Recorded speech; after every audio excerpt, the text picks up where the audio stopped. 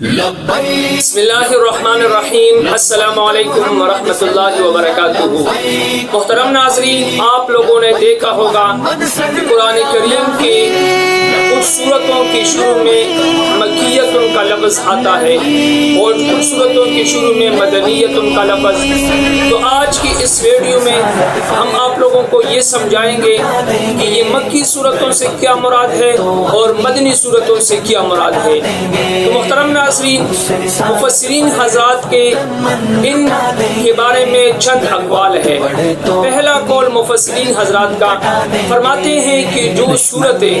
اور جو آیاتیں پیغمبر صلی اللہ علیہ وسلم پر ہجرت سے پہلے نازل ہوئی ہے ان سورتوں کو مکی سورتیں کہا جاتا ہے،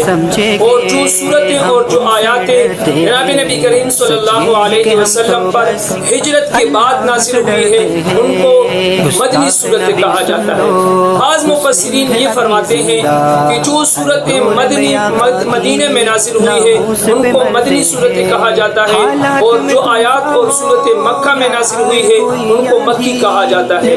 یہ قول جو مفسرین کا ہے یہ زیادہ مناسب نہیں لگ رہا، کیونکہ بعض سورتیں ایسی بھی اور کچھ آیات ایسی بھی ہیں جو نہ مدینہ منورہ میں نازل ہوئی ہے اور نہ مکہ مکرمہ میں نازل ہوئی ہے، بلکہ پیغمبر صلی اللہ علیہ وسلم مکہ سے باہر یا مدینہ سے باہر پیغمبر پہ نازل ہوئی ہے، یا پیغمبر صلی اللہ علیہ وسلم جب مکہ سے مدینہ کی طرف ہجرت کر رہے تھے تو راستے میں کچھ آیات اور کچھ سورتیں نازل ہوئی ہے۔ اسی طرح مدینہ سے باہر فتح مکہ کے موقع پر یا خیبر کے موقع پر اس طرح مختلف جگہوں پہ پیغمبر پہ آیات نازل ہوئی ہے، تو یہ نہ مدینہ میں نازل ہوئی ہے نہ مکہ میں نازل ہوئی ہے، پھر بھی ان کو مدنی سورتیں اور مکی سورتیں کہا جاتا ہے۔ تو اس وجہ سے یہ جو تفسیر ہے، پہلا قول جو ہے کہ جو ہجرت سے پہلے نازل ہوئی ہے وہ مکی ہے، اور جو ہجرت سے بعد نازل ہوئی ہے وہ مدنی ہے، یہ قول زیادہ بہتر نظر آتا ہے اور یہ زیادہ قول اصح ہے۔ دوسری بات یہ ہے کہ کچھ آیات ایسی ہیں کہ وہ اصل میں وہ سورت تو مکی ہے لیکن ان میں کچھ آیات وہ مدنی شامل ہے، اور کچھ سورتیں ایسی ہیں کہ جو مدنی ہے اور ان میں کچھ آیات جو ہے وہ مکی ہے۔ ان میں زیادہ تر اعتبار جو ہے وہ اکثر کا کیا جاتا ہے، زیادہ کا کیا جاتا ہے کہ جس سورت کا ابتدا